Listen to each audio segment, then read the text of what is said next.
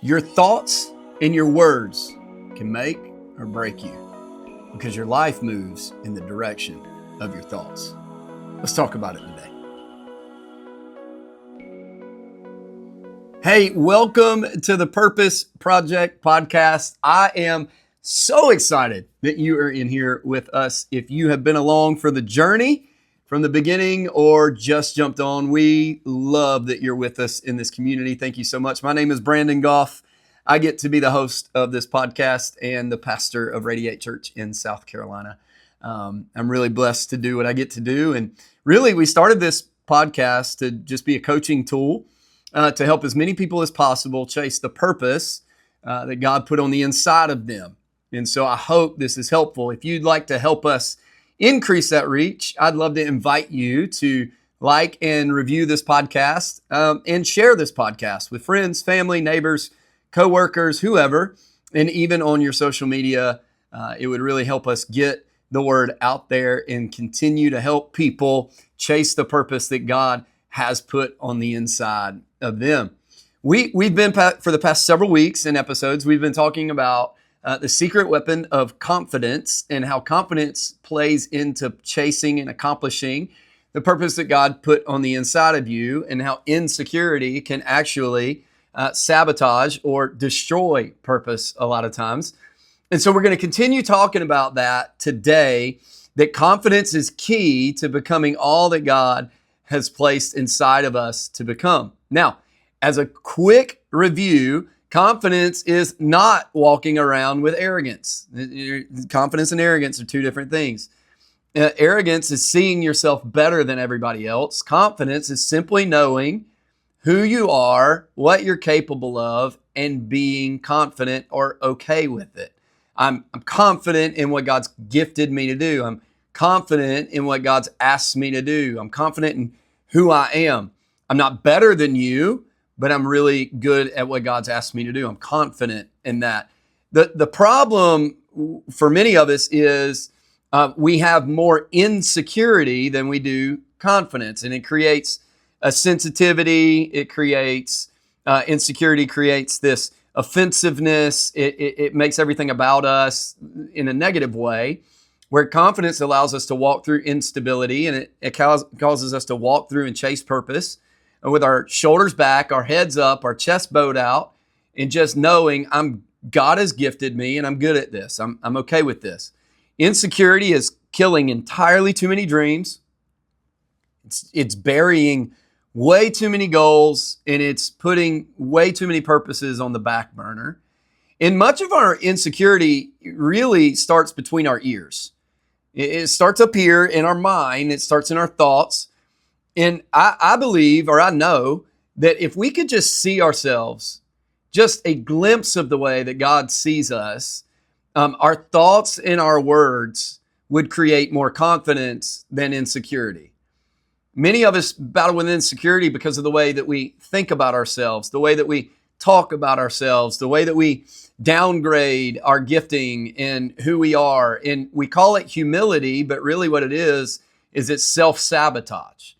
And the truth is your life actually moves in the direction of your thoughts. And for some of us, you're hearing that phrase today and you're going, man, that actually explains a lot. You know, and the reality is you think bad about yourself, and so you live bad about yourself. You know, you don't take care of the 4 areas of health that we've talked about in this series, because you're self-sabotaging your life and your confidence and your purpose in God. One of the ways I like to think about this, I enjoy playing golf. I like to play golf. I'm not good at it. I'm not great at it. But I do enjoy playing. I'm decent enough that I keep going to play. I like getting on a golf course with friends. I go play by myself. Like golf is one of those places for me. I don't know why, but when I pull into the parking lot, my mind clears. All I think about is golf. It's just a blast for me. I turn on my Bluetooth speaker and I just play golf. It's great. The problem though with me and golf is a mental game. Very much a mental game. You can't wait on teammates. You can't blame it on teammates. It's you and the golf club. And It's a mental game. The more frustrated you become in the game, the worse you're going to play, the worse you're going to hit the ball. And part of my issue is I'm a bit of a perfectionist at times. I want to be the best at whatever I'm doing. I want to be the best. I want to be better than anybody else at it. I don't want my journey to being the best to take long. I just want to get to the best. I want to get to the top, and I want to get there as fast as possible. And really, it creates an impossible set of circumstances in many ways in my life, golf included. And early on, when I was learning golf, man, I would get so frustrated. I would slice the ball. I would pull the ball too much. I'd top the ball. I'd hit it 10 yards in front of me instead of 300 yards in front of me. I'd get it close to the green, and then I'd do what they call a skull. I'd hit the ball and go right over the green way too far. I'd miss a putt. And the more I would just get so frustrated. I'd get so mad. And it started with I'd try to fix it, and then I'd get mad because what I was trying to do wasn't working and it was making it worse. And the more frustrated I got, the worse my swing got, the worse my ability to read the greens and the breaks on the greens got, the worse my decisions, making my decisions on the shots in the fairway and to the green got. You name it, it got worse the more frustrated I got. And if you talk to any golfers, they would agree it's a mental game. You have to keep your thoughts positive. You have to keep your thoughts in check. You have to keep your emotions in check. You have to think on the good. You have to work on what needs to be worked on. And my thoughts would turn from I can fix this to I'll never be good at this, and I think I'm going to quit at the end of the round. And if you've played golf at all, chances are you've dealt with the exact same thing. And I just wonder how many strokes and rounds I've cost myself simply because I just could not get over being frustrated in the way that I thought about myself in this. And for many of us listening to this, you have the same thoughts, not about golf, but in your marriage, at work, on your team at church, about yourself when it comes to leading your business, physical health, whatever it is, the disciplines in your life. You get frustrated, right? And then the frustrations pile up. They just stack on top of each other. And before you know it, your mind gets clouded with the negative thoughts, the insecurity, the frustration of it all. And the decisions are harder to make. The well thought out advice is harder to give. Emotional responses that are irresponsible begin to take over. And you go home and you just feel like, I can't do this. This isn't working. I just need to give up on my marriage. I need to give up on my promotion. I need to give up on my rhythms. I need to give up on the church, whatever. And our internal frustration comes out externally. And what started as a thought now has turned into an expression of frustration in our lives. And it's been building over time. And eventually we self-sabotage progress and growth because of something that started with a thought. Let me give you this story in the book of, in the Old Testament, in the Bible. There's a story where the Israelites are going to go take the promised land. And the leader of the Israelites says, hey, I'm going to send you spies over to the promised land. I want you to tell me how it is. God said it's flowing milk and honey. It's a great place. I want you to tell me how it is. So these guys go, they come back. One comes back and goes, oh man, it's beautiful. It's amazing. Here's some grapes. Try the grapes. It's incredible. You know, we can do this. We can take over the land. We can do this. God told us we can do this. And then the other spies created a coup against this one spy that was positive. And they said, we are but grasshoppers in their sight. They're too big for us. They're too strong for us. We'll never overtake them. We can't win. And it was all a bunch of negativity. And they got the whole nation of Israel on their side. And after that, what happened is they had forfeited a whole generation's right to walk into the promised land. They self-sabotaged a promise that God had made to them, all because they thought They were grasshoppers and not big enough and not good enough and not okay enough to walk into what God has for them. And some of you are dealing with grasshopper mentalities that are self-sabotaging the purpose God put on the inside of you. And self-sabotaging your own progress is a real thing. And it's detrimental to what God's called you to do. Negativity, frustration, emotional unhealth, life-taking thoughts and words are turning your life into a series of disappointment and distraction instead of encouragement in pushing forward to the promise God has for you. And so that's the purpose of today, is I want us to build confidence, not self-sabotage what God's called us to be and what God's called us to do. Before you know it, with all the distraction and the disappointment, all the progress you've been working for is laying on the altar of insecurity, and now we're just stuck in the mud of the mundane. And I want to help you break. I want to give you some thoughts on some things, not exhaustive, just a few things that can help you break the cycle of self-sabotaging your purpose. All right. Here's a thought. Stop feeding negativity. Stop feeding negativity. My mom used to say this all the time.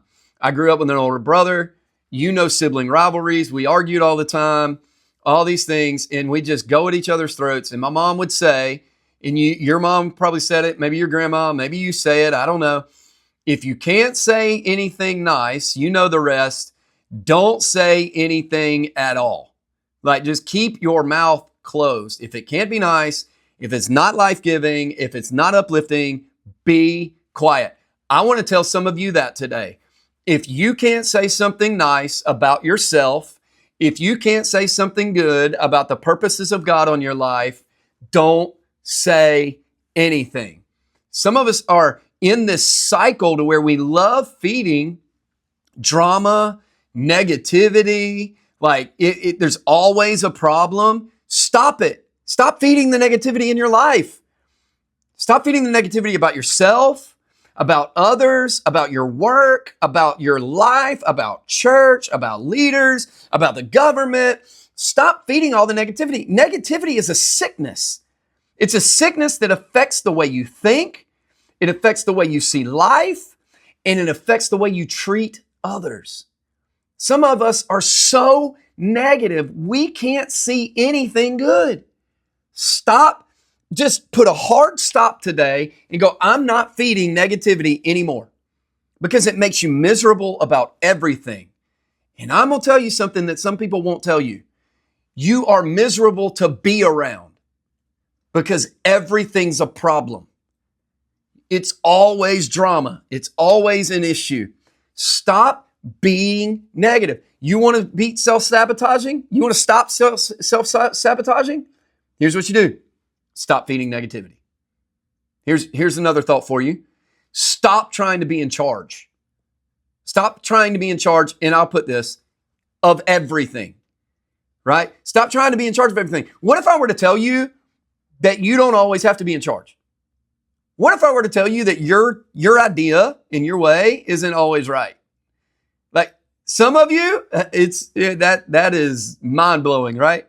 I often tell leaders, if you can't be led, then you're not ready to lead. If you can't be led, you're not ready to lead. I think every leader, I don't care if you're a CEO, I don't care what you do, if you're a leader, I think there needs to be some level of accountability that you follow. There needs to be a leader over you that you listen to. I have a board. I have 2 boards that are my leadership and my accountability, and I listen to them. Just stop trying to tell everyone else how to do their job and be great at yours. Like, I know you got great ideas, but that's not your job. And it doesn't mean they're doing it wrong because they're not doing it your way. And when you take the focus off of everyone else's responsibilities, you can breathe fresh vision into your own. You can run with your own with fresh passion.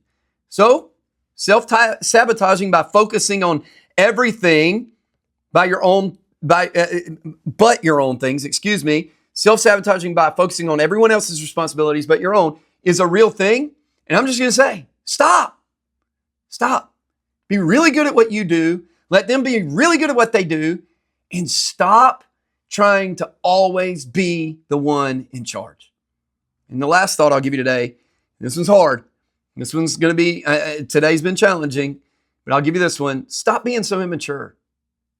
Stop being so immature. You want to stop self-sabotaging your purpose? Grow up. Grow up.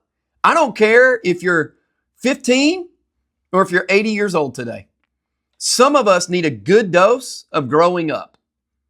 This is where the health episode comes back in with the physical, mental, emotional, and spiritual health, right? Some of us, it's time to be a mature adult and do your responsibilities with grace, with excellence, and with care.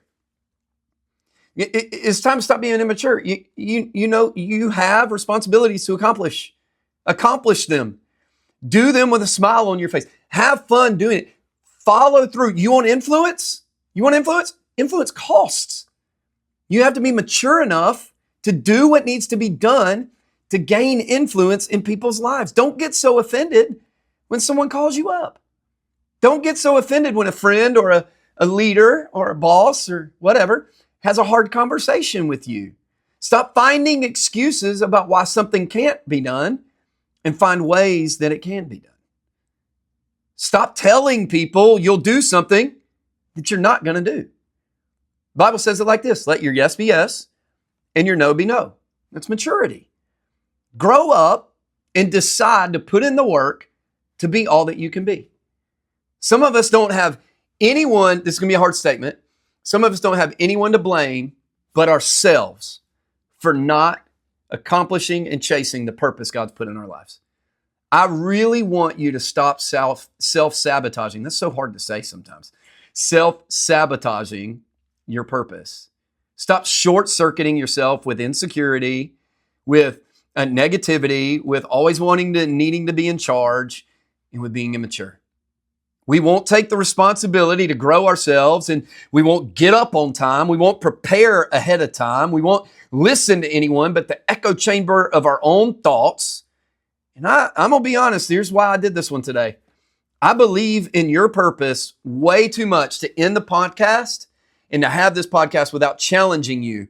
Stop self-sabotaging what God's put on the inside of you. It's way too good. God's got way too much for you in your life to just ruin it all because I'm too negative. I have to be the one in charge and I'm too immature to grow up. It's just time. Don't decide today, I will stop self-sabotaging the purpose God's put on me. So today I want you to remember this. You matter to me, you matter to God, and you matter to others. You have a great purpose in your life. And you can and will change the world. And remember this, today's the day to stop self-sabotaging. I'll see you next week.